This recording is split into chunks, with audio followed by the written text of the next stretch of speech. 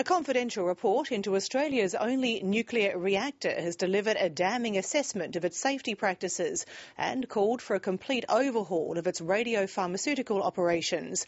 The Comcare report, obtained by the ABC, has found the Australian Nuclear Science and Technology Organisation, or ANSTO, has underreported accidents and breached safety standards. ANSTO could face fines of hundreds of thousands of dollars, and tonight Lateline has been told of another, much more recent safety breach. John Thompson has our exclusive report. ANSTO prides itself on developing life-saving nuclear medicine for hospitals in Australia and overseas. It says safety is its highest priority. Because at ANSTO, safety is our business. But it seems to be having a hard time getting that message across. They pay lip service to safety, but they actually do nothing. There's been many accidents and incidents that they have not reported or investigated. David Reid is the former Health and Safety Officer for ANSTO Health that makes the radiopharmaceuticals. He's worked at Lucas Heights in Sydney South for nearly 30 years. On Lateline last year, he blew the whistle on a series of safety incidents. If you don't follow the safety regulations and the procedures, and you don't investigate when you do have an accident, the accidents are going to get worse and worse, and someone's really going to pay the ultimate price one day. The nuclear industry regulator, APANSA, backed up Mr Reid's concerns, finding serious problems in safety standards and a lack of management awareness about the difficulties and failures of the facility. Australia's workplace health and safety regulator, Comcare, has been called in to investigate the incidents. Lateline's obtained a copy of its report. It goes even further, finding that ANSTO has breached health and safety laws. It says ANSTO did not take all reasonable steps to provide and maintain a safe working environment.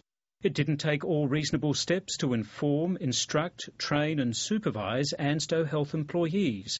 It failed to comprehensively risk assess its radiopharmaceutical production process, and it failed to notify Comcare of safety incidents. The workers there are being forced to work with substandard equipment. When they're reporting breaches and reporting accidents and spills in there, they're being treated incredibly badly, and management are trying to bury the story. And that doesn't give us great confidence at all about the operations of that whole facility. The Comcare report also expresses grave concern about ANSTO's treatment of Mr Reid, who's been suspended for nearly 2 years now after bullying allegations were made against him. It says Mr Reid's suspension was somewhat extreme, and Mr Reid was substantially denied procedural fairness. I feel vindicated, and ANSTO's got a lot of questions to answer now. Even the Science Minister's got to start asking them a few very hard questions. Science Minister Kim Carr says the report is now being independently reviewed, and he can't comment until that process is complete.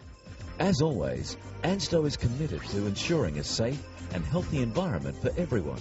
ANSTO has issued a statement saying it's extremely concerned by what it says are false and incorrect claims made by David Reid.